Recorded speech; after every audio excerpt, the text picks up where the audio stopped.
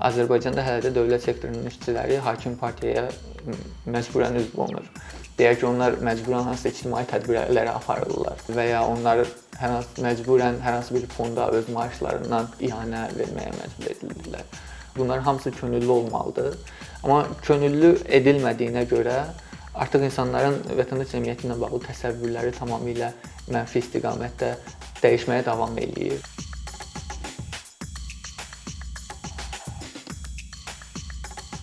Azərbaycanda biz bu gün vətəndaş cəmiyyətinə baxanda, onu analiz edəndə nələri görə bilirik? İki əsas istiqamətə biz fokuslana bilərik. Birincisi problematik aspektləri vətəndaş cəmiyyəti ilə bağlı mühitin, ikincisi isə daha çox optimizm vəd edən tərəfləri. Problematik tərəflərindən biri, daha çox müzakirə olunan tərəflərindən biri odur ki, Azərbaycanda ümumiyyətlə bir konsensus varkən vətəndaş cəmiyyətinin özündə, həm də akademik, analitik çevrələrdə bir konsensus var ki, Azərbaycanda vətəndaş cəmiyyəti zəifdir. Təbii ki, bunun zəifliyinin səbəblərini biz daha geniş müzakirə edə bilərik və eləməyə əhəmiyyətli sayıram. Amma ikinci bir tərəfi, optimizm vəd edən tərəfi isə odur ki, vətəndaş cəmiyyəti özlüyündə belə stabil qalmır və mühitin dəyişməsindən asılı olaraq, həm də ümumi olaraq vətəndaş cəmiyyəti davamlı olaraq transformasiyadan keçir. Yəni hətta məhdudlaşdırıcı mühitdə belə vətəndaş cəmiyyəti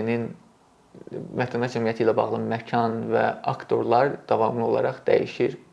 Məkan genişlənir ya daralır və ya yeni aktorlar cəlb olunur və ya müəyyən aktorlar tərk eləyir. Ümumiyyətlə aktorların formaları, iştirakın formaları dəyişir və s. Yeni imkanlar yaranır. Məsələn, sosial media, onun özündə sorğulamaq olar ki, sosial media necə töhfə verir və ya bəlkə də əksinə bunu çətinləşdirir ictimai iştirakı. Amma gəlin elə başlayaq vətəndaş cəmiyyətinin zəifliyi məsələsindən. Çünki bu gün qiymətləndirəndə ən çox narahatlıq doğuran məsələlərdən biri vətəndaş cəmiyyətinin zəifliyidir. Biraz geriyə qayıtsaq, vətəndaş cəmiyyətinin zəif olması ilə bağlı bir elmi yanaşmalara baxsaq, bununla bağlı ilk deyək ki, elmi empirik yanaşmalardan birini irəli sürən alimlərdən biri Howard olub. O qeyd eləyir ki, ümumiyyətlə postkommunist məkanında daha çox Mərkəzi Avropaya və Şərqi Avropanın bəzi ölkələrinə fokuslansa da, onun gəldiyi nəticələr məncə Azərbaycan üçün də kifayət qədər əhəmiyyətlidir. O qeyd eləyir ki, ümumiyyətlə vətəndaş cəmiyyətinin zəifliyi ilə bağlı və ya vətəndaş cəmiyyəti nə qədər güclüdür sualı ətrafında tədqiqat aparanda təkcə vətəndaş cəmiyyəti təşkilatlarının sayına yox, yəni nə qədər deyək ki, təşkilat var, hansı təşkilatlar var və s. yox, həm də onların üzvlüyünə nə qədər maraq var, ümumiyyətlə iştirak nə qədərdir bu təşkilatlarda, ona baxmaq lazımdır. Və o qeyd eləyir ki, bu regionda postkommunist məkanında vətəndaş cəmiyyəti ona görə zəifdir ki, burada üzvlük çox aşağıdır. İnsanların, vətəndaş cəmiyyəti təşkilatlarının təşkilatı qurma və təşkilatın işində iştirak maraqları çox aşağıdır. Və həmin alim Mark Howard vətəndaş cəmiyyətinin zəifliyi ilə bağlı səbəbləri həm də göstərir. O qeyd eləyir ki, həm Sovet dövründə, ümumiyyətlə bu zəifliyi postkommunist məkanında Sovet dövrünün irsi ilə cəmiyyət üzərindəki, dövlət-cəmiyyət münasibətlərindəki irsi ilə əlaqələndirir və deyir ki, bu Sovet irsi əslində insanların ictimai etinasızlığına, ictimai məsələlərə diqqətsizliyinə, ictimai birliklərdə birləşməsinə kifayət qədər təsir eləyir, neqativ təsir eləyir və bu səbəblər olaraq göstərir ki, Sovet dövründə məsələn insanlar qeyri-könüllü olaraq dövlətin yaratdığı ictimai təşkilatlarda üzv olmağa məcbur edirdilər və ya məcburən iştirak eləməli olurdular və insanlar bir növ vətəndaş cəmiyyəti təşkil, ümumiyyətlə ictimai birlikləri dövlət siyasi sistemin bir parçası olaraq, dövlət sisteminin bir parçası olaraq görürdülər və bu yanaşma hətta deyək ki, kommunizm başa çatdıqdan sonra dövlətlər müstəqilliyi, cəmiyyətlər müstəqilliyi əldə edəndən sonra da davam eləməyə başladı. Digər bir səbəb cəmiyyətdə Sovet dövründə informal ailə münasibətlərinin bərkiməsi idi, çünki insanlar öz sosial qayğılarını və ya deyək ki, hər hansı bir problemlərini həll etmək üçün ailə öz maraqlarını təmin etmək üçün ailə və ya qohumluq əlaqələrindən istifadə edirdilər. Bu əlaqələr, informal əlaqələr daha çox möhkəmlənmişdi, nəinki ictimai problemlərin həlli üçün iştirak. Və üçüncü tərəfi də o idi ki, xüsusilə də cəmiyyətlər müstəqillik əldə edəndən sonra kommunizm, yəni siyasi sistemin forması dəyişəndən sonra insanlar yenə də iqtisadi, sosial, siyasi sistemdən məmnun deyildilər. Çünki bütün demək olar ki, postsovet ölkələrində elə Azərbaycanda daxil olmaqla bu proseslər çox təlatümlü keçdi və yaxşı idarə etmə formalaşa bilmədi. Korrupsiya olduğu kimi qaldı. Ümumiyyətlə dövlətlər cəmiyyətin ictimai iştirakçılığını təşviq etmədi və bu ümumilikdə vətəndaş cəmiyyətinə qarşı inamsızlıq davam elədi. Bu nəticələr məncə Azərbaycan üçün də olduqca keçərlidir. Çünki Azərbaycanda da biz baxanda hələ 90-cı illərdən bu tərəfə vətəndaş cəmiyyətində iştirak, ümumiyyətlə üzvlük 1% ətrafındadır rəy sorğularına görə və çox da dəyişməyib. Ümumilikdə vətəndaş cəmiyyətinə etimad çox aşağıdır və iştirakçılıq həm də deyək ki, vətəndaş cəmiyyətinin hər hansı bir fəaliyyətində iştirakçılıq çox aşağıdır. Bu da ümumi bir inamsızlıq mühiti ilə həm də bağlıdır. Rəy sorğuları göstərir ki, ümumilikdə vətəndaş cəmiyyəti təşkilatlarına, məsələn, qeyri-hökumət təşkilatlarına inam çox aşağıdır və xüsusilə də 2010-dan bu tərəfə azalmağa doğru daha çox gedib. Və bu inamsızlıq izolyasiyada olan bir inamsızlıq deyil. Bu inamsızlıq həm də məsələn müxtəlif dövlət institutlarına, məsələn parlamentə, mediaya, siyasi partiyalara olan inamsızlığın bir parçasıdır və ən vacibi odur ki, insanlar başqa insanlara qarşı inamsızlıqlar və bu da vətəndaş cəmiyyətinin qurulmasını, insanların ictimai maraqları ətrafında toplanmasının qarşısını alan önəmli faktorlardan biridir. Amma Harvard qeyd eləyir ki, bu ümumilikdə dəyişə bilər, müsbət istiqamətdə və nəsil dəyişikliyi ilə dəyişə bilər. Bizdə də Azərbaycanda da Sovet dövründən sonra artıq yeni bir gənc nəsil formalaşmağa başlayıb. Yəni o nəsil yetişib ki, onlar nə Sovet dövründə dünyaya gəliblər, nə də həmin dövrdə böyüyüblər. Yəni Sovetin dağılmasından sonra dünyaya gələn insanların artıq 30 yaşları var. Yəni bu bir yeni nəsil deməkdir. Və bunların heç bir Sovet təcrübəsi yoxdur. Həmin o dövlət zorakı deyək, zorakı qeyri-könüllü təşkilatlarda iştirak və s. Bəs bu ictimai iştirakçılığın artmasına gətirib çıxarmır. Biz görürük ki, təəssüf ki, Azərbaycanda ictimai iştirakçılıq hətta yeni nəsildə də olduqca aşağı səviyyədədir. Bəs institutlara və icmalara bu qədər inamsızlığın, etibarsızlığın və belə necə deyirlər, onlara güvənin olmamasının əsas səbəblərini nə ilə biz əlaqələndirə bilərik? Vətəndaş cəmiyyətində iş əsasən həm də könüllülük işidir və həm də insanlar bunun üçün asudə vaxtlarını ayırmalıdırlar və s. Ümumilikdə sosial problemlərin çox olduğu, iqtisadi vəziyyətin yaxşı olmadığı bir şəraitdə insanlar ictimai fəaliyyətə də həm də çox maraq göstərmirlər. Bu bunun bir tərəfidir. Çünki iqtisadi özgüvən çox aşağıdır. İkinci bir tərəf odur ki, qeyd etdiyim kimi insanlar vətəndaş cəmiyyətində həm də öz fərdi maraqlarını təmin etmək üçün və ya fərdi problemlərinin icma olaraq həll edilməsi üçün vətəndaş cəmiyyətində birləşirlər. Amma bu informal münasibətlər, qohumluq əlaqələri nə əsaslanan münasibətlər sisteminin hələ də öz mövcudluğunu qoruyub saxlaması, insanlar bu baxımdan insanlar öz maraqlarını təmin etmək üçün, öz problemlərini həll etmək üçün bu münasibətlərdən istifadə etməyə daha çox önəm verirlər və o tədqiqatlar da onu göstərir ki, insanlar məsələn asudə vaxtlarında könüllülük göstərmək üçün, könüllü iş görmək üçün və ya ictimai təşkilatlarda yox, məsələn, ailələri ilə vaxt keçirirlər və ya qohumları ilə vaxt keçirirlər və ya hər hansı bir işi evdə görməyə vaxt keçirirlər, nəinki ictimai təşkilatlara vaxt ayırmaq. Digər bir tərəfi bunun təbii ki, təhsillə bağlı olan tərəfidir. İctimai fəaliyyət həm də tənqidi düşüncə ilə bağlı olan bir şeydir. Yəni ictimai məsələlərdə marağın varsa, bu həm də o demək ki, sən problemləri görməlisən, o problemlərin həlli üçün çalışmalısan. Bunun üçün də tənqidi düşüncə çox vacibdir. Bizdə təəssüf ki, təhsil sistemi bu tənqidi düşüncənin formalaşması üçün yetərli imkanlar yaratmır və bunun digər tərəfi də təbii ki, siyasi sistemlə bağlıdır.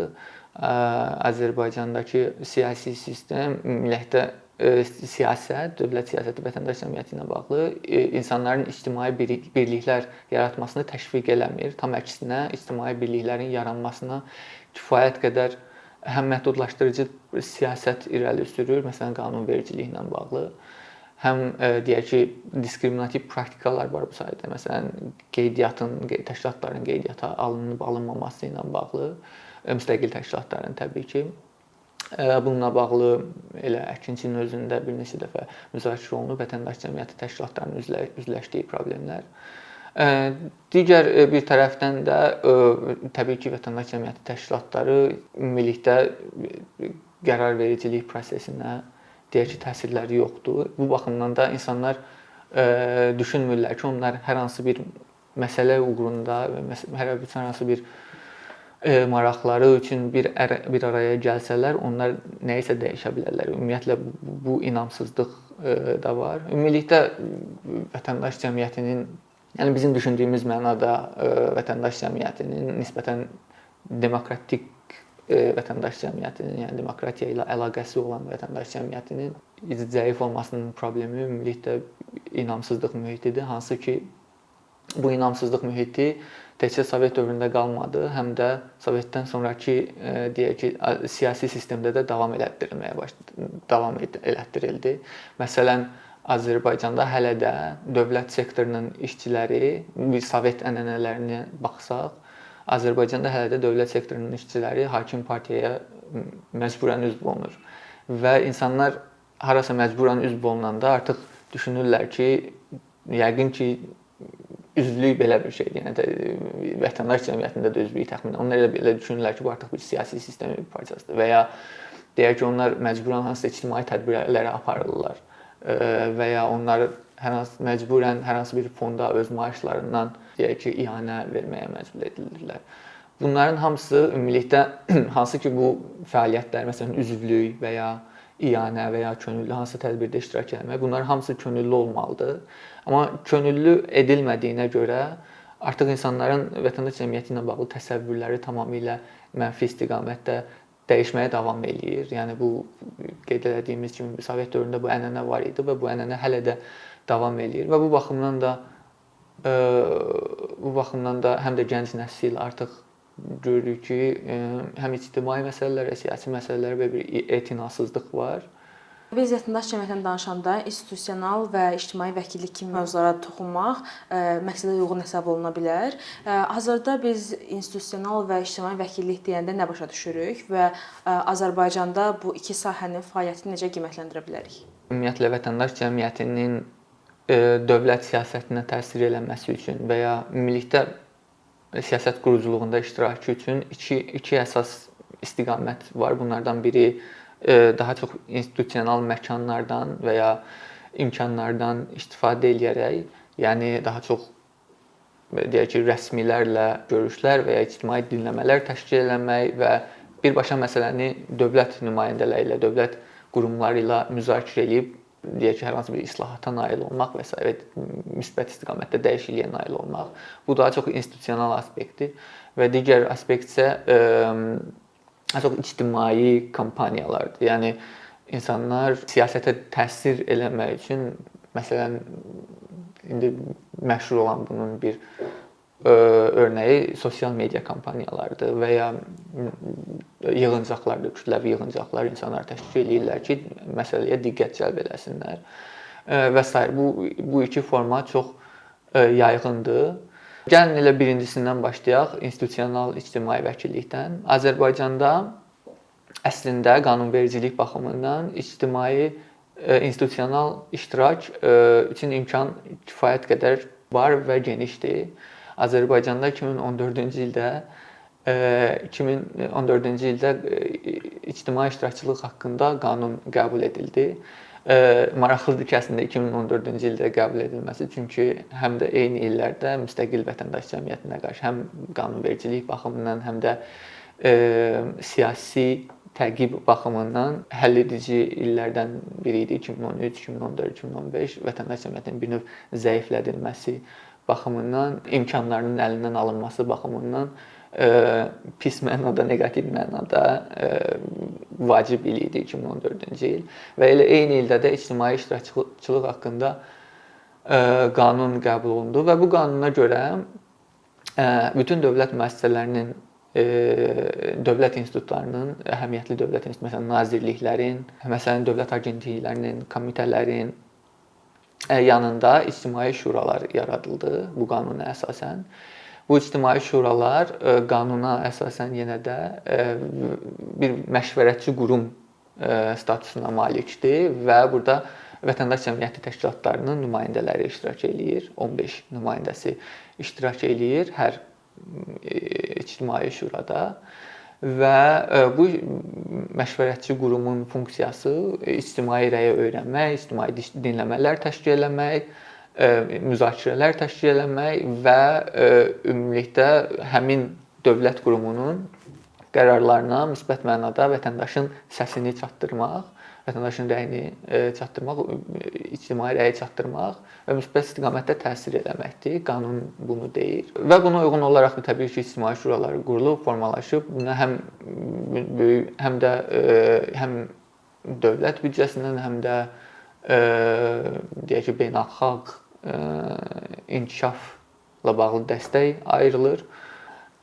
Amma bu ictimai şuralar həqiqətən ictimai iştirakçılığı təmin eləyirmi ya yox? Bu sualı qoyanda biz gərək bu prosesin özünə baxaq. Yəni məsələn, həmin ictimai şuralarda hansı təşkilatlar iştirak eləyir və ya onların seçilmə mexanizmləri necədir və ya onların qaldırdığı məsələlər həqiqətən cəmiyyəti narahat edən məsələlər orada qaldırılırmı? Bununla bağlı bir hesabatlılıq mexanizmi varmı? Və ya həqiqətən də ümumilikdə hansısa bir siyasətin dəyişməsinə müsbət töhfə vermək üçün tənqidi bir yanaşma varmı həmin ictimai şuralarda? Ümumilikdə, yəni hər hansı bir fəaliyyət varmı? Təəssüf ki, bununla bağlı məlumat çox azdır. Həm də digər bir tərəfdən ictimai şuralarda müstəqil vətəndaş cəmiyyəti qruplarının, burada təkcə qeyri-hökumət təşkilatlarından yox, müxtəlif təşəbbüs qruplarının, hansı ki, həqiqətən məsələn deyək ki, gənclərin sosial problemləri ilə bağlı məşğul olan və ya həssas qrupların sosial problemləri ilə məşğul olan və ya təhsil sahəsində deyək ki, fəaliyyət göstərən təşkilatlar və ya ekspertlər bu işdə iştirak edə bilirmi və yox. Biz təəssüf ki, görürük ki, həmin mexanizmlər hələ də formalaşdırılmayıb. Yəni qanunvericilikdə olan bu ictimai iştirakçılıq haqqında qanun hansı ki bu imkanları yaradır, praktikada tətbiq olunmur. Praktikada əsasən daha deyək ki, hökumətə yaxın təşkilatlar həmin ictimai şuranın deyək ki, üzvü seçilir. Bunun seçilməsində hansı təşkilatlar, kimlər iştirak eləyir, bununla bağlı bir qeyri-müəyyənlik var. Həmin deyək ki, təşkilatlar ümumilikdə bu 2 il ərzində seçildikləri 2 il ərzində hansı məsələləri qaldırırlar, bununla bağlı bir qeyri-müəyyənlik var.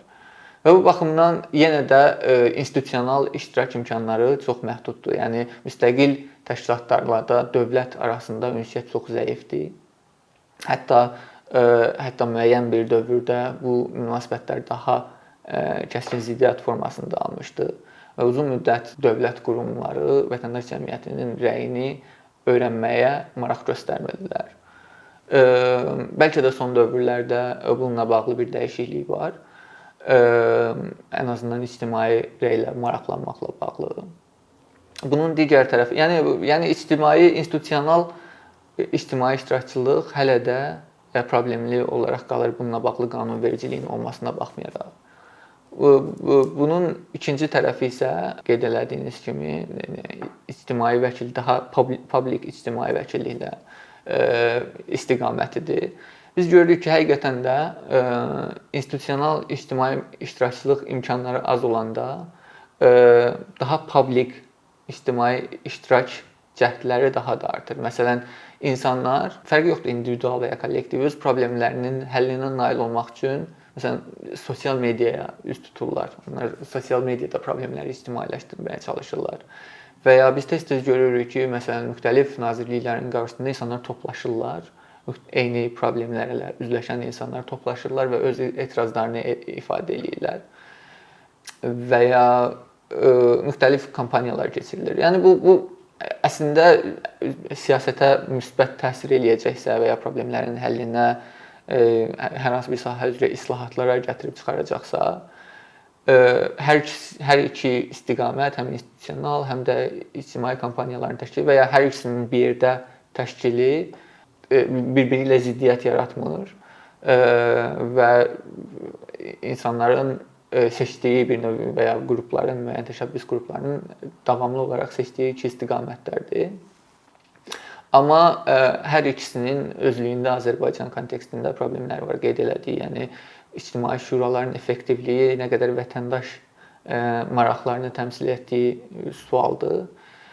Digər bir tərəfdən isə həm də deyək ki, ictimai kampaniyalarla rəy yaratmaq imkanları məhduddur. Çünki deyək ki, sərbəst toplaşma azadlığı ilə bağlı, söz azadlığı ilə bağlı problemlər var ölkədə və bu insanları çəkindirir. Həm də ümumiyyətlə müəyyən narahatlıqlarını ifadə eləməklə bağlı, tənqidi yanaşma ilə bağlı. Yenə də qeyd eləyirəm ki, çox ciddi üzləşdiyimiz problemlərdən biri tənqidi yanaşmadır. Tənqidi yanaşma həddindən artıq yadlaşdırılıb Azərbaycanda. İnsanlar məsələlərə, xüsusilə də onların narahat edən məsələlərə ilə bağlı tənqidi yanaşmalarını ifadə edə bilmirlər. Bunun üçün yetərli imkanlar yoxdur. Həm də kifayət qədər sanki tənqidi yanaşma ifadə eləmək ziyanlı bir şey imiş kimi təqdim olunur. Bu da problemlərin həlli üçün ciddi problemlər yaradır. Digər bir problem isə odur ki, həm də hətta həqiqətən deyək ki, hər hansı bir siyasətin dəyişməsi üçün islahat yolu tutulsa və ya islahata cəhd olunsa, bunun üçün yetərli insan kadrları yoxdur. Və bunun özü də həm təhsilin problemlərinin göstəricisidir, həm ölkədən artıq beyin axınının nəticəsidir kadrların olmaması və bunun özü də həm də vətəndaş cəmiyyəti mühiti ilə bağlıdır. Çünki vətəndaş cəmiyyətində iştirak, könüllülük insanın özünü realizə eləməsi üçün, xüsusilə də gənclik dövründə əhəmiyyətli imkanlardan biridir. Ümumiyyətlə könüllülük fəaliyyəti Azərbaycan kontekstində salsaq, onun iki əsas könüllülük maraqlarını görə bilərik. Bunlardan biri deyək ki, praqmatik könüllülük maraqlarıdır. Yəni insanlar hansısa dövlət qurumunda və ya müxtəlif dövlət layihələrində iştirak edirlər ki, könüllü olaraq iştirak edirlər ki, bu onlar üçün karyera imkanları yaratsın gələcəkdə və digər könüllülük isə daha çox ictimai faydaya hesablanan könüllülükdür. Biz görürük ki, bunların hər ikisinin hətta formalaşması üçün Azərbaycanda yetərli imkanlar yoxdur. Məsələn, Azərbaycanda 2014-dən bəri bir könüllülük hərəkatı formalaşıb. Biz görmüşük müxtəlif beynəlxalq oyunlarda könüllülər var və ya hər dövlət qurumunun özündə könüllülər var. Bir növ dövlət təşkilatçılığı ilə könüllülük fəaliyyətidir bu. Amma bu könüllülük, yəni müşahidələr göstərir ki, nə ictimai fayda yarada bilir, yəni ictimai iştirakçılığı artırır, ictimai məsələlərdə tinasızlığı azaltmır həm də gənclərin, həmin gənclərin hansı ki, onlar düşünürlər ki, bunlara karyeralarında kömək elər, onların əmək bazarına keçidini də təmin eləmir. Çünki biz gənclərin işsizliyi ilə bağlı statistikaya baxsaq, deyək ki, 2016-dan 2014-dən bəri əhəmiyyətli bir dəyişiklik yoxdur. Yəni bu 13% ətrafında, yəni dəyişir, amma könüllülük hərəkatının ümumiyyətlə miqyasına uyğun heç bir dəyişiklik yoxdur Azərbaycanda. İkinci tərəfi də bunun ictimai fayda məqsədi ilə deyək ki, edilən könüllülük fəaliyyətidir. Bu istiqamətdə də ümumi mühit olduqca deyək ki, təşviq eləmir gəncləri və vətəndaşları ictimai faydalı könüllülüklə məşğul olmağa. Çünki bu könüllülüklə məşğul olmağın əsas məkanlarından biri vətəndaş cəmiyyəti təşkilatlarıdır və ya müxtəlif təşəbbüs qruplarıdır. Gənclərin özlərinin təşəbbüs qruplarıdır və təəssüf ki, hazırki mühit həm qanunvericilik baxımından könüllülərin iştirakını məhdudlaşdırır, həm də ümumi olaraq insanların ictimai faydalı məsələlərlə bağlı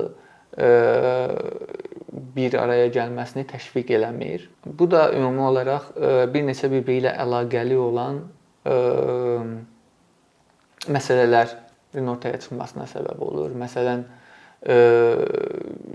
insan kapitalı ilə bağlı, sosial kapitalın formalaşması ilə bağlı ölkədə ciddi problemə gətirib çıxardır. İnsanların ictimai etinasızlığı, ictimai birliklər yaratmaqda maraqlı olmaması. Azərbaycanda ictimai iştirakçılıq problemi 2 mərhələli problemdir. Birinci mərhələsi odur ki, insanların ictimai birliklər yaratması və ya vətəndaş cəmiyyətində iştirak eləməsi təşviq olunmur və nəinki təşviq olunmur, həm də məhdudlaşdırılır. Və ikinci mərhələ odur ki, mövcud olan vətəndaş cəmiyyəti təşkilatları və ya təşəbbüs qrupları özləri dövlət siyasətinin qurulmasında və ya formalaşmasında və ya müsbət istiqamətdə dəyişməsində iştirak edə bilmirlər. Yəni bir 2 mərhələli iştirakçılıq problemi yaranıb və bu da cəmiyyətin inkişafı, dövlət-cəmiyyət münasibətlərinin müsbət istiqamətdə formalaşması və inkişafı və eləcə də vətəndaş marağına xidmət edən dövlət siyasətinin formalaşmasına mənfi təsir eləyir. Çox sağ olun bu gün bizim qonağımız olduğunuz üçün Nəcmin. Minnətdaram dəvətinizə görə.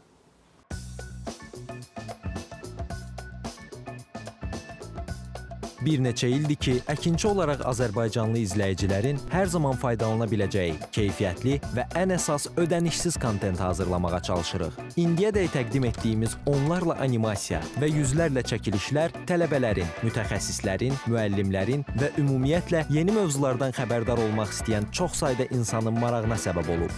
Bu illər ərzində hazırladığımız videolar təhsil, texnologiya, ictimai fəallıq, iqtisadiyyat, gender bərabərliyi, ətraf mühit, ifadə azadlığı, hüquq, demokratik inkişaf, mədəniyyət və digər mövzuları əhatə edib. Məqsədimiz çoxlu baxış gətirən deyil, çoxlu fayda gətirən videolar hazırlamaqdır. Amma bu, düşündüyümüz qədər asan deyilmiş. Gördüyümüz iş kifayət qədər resurs, əmək və təbii ki, davamlılıq tələb edir. Bu səbəbdən Patreon platformasından istifadəyə başladıq. Əkinçinin Patreon hesabının populyarlaşmasına çox böyük ümidlərimiz və gözləntilərimiz var. Bəziləriniz Patreon haqda ilk dəfə eşidirsiniz. Əslində, çox sadə izahı olan bir platformadır. Təsəvvür edin ki, siz rəssam və ya musiqiçisiniz. Sosial şəbəkələrdə sizi izləyən, işinizi bəyənən çox sayda insan var. Patreon platforması sizə imkan verir ki, izləyicilərinizin könüllü aylıq ödənişləri sayəsində işinizi davam etdirəsiniz. Sərgi, konsert zallarından asılı qalmayasınız. Amma bu, təkcə rəssam və musiqiçilərə aid deyil. Məsələn, əkinçiyə bənzər fəaliyyətlə məşğul olan bəzi layihələrin 10 minlərlə patronu var. Biz də düşündük ki, nə üçün əkinçinin Patreon hesabı olmasın? Sizin dəstəyiniz sayəsində biz daha çox və daha keyfiyyətli kontent yaratmağa davam edə biləcəyik. Amma bu dəstək yalnız maddi dəstək deyil. Dəstəkçilərimizin sayının artması gördüyümüz işlərin faydalı olduğuna dair əminlik verir. Patreon platformasından istifadə çox sadədir. Hesabınızı açırsınız, sizə uyğun dəstək növünü seçirsiniz və Patreon özü hər ayın ilk günü kartınızdan seçdiyiniz dəstək növünə uyğun ödəniş tutur. Bu qədər. Sonda onu demək istəyirik ki, dəstəkçilərin sırasına qoşulmaq istəyən, amma məhdud imkana görə bunu edə bilməyənlər narahat olmasın. Daha öncə dediyimiz kimi, bizim əsas məqsədimiz daha çox insanın hər zaman faydalana biləcəyi keyfiyyətli və ödənişsiz kontentin yaradılmasıdır. Bunun üçün mütləq patronumuz olmalısınız deyə məcburiyyət yoxdur. Amma imkanınız patron olmağa çatırsa və bizim işimizi bəyənirsinizsə, patronlarımızın sırasına qoşulmağınız bizim üçün çox önəmlidir.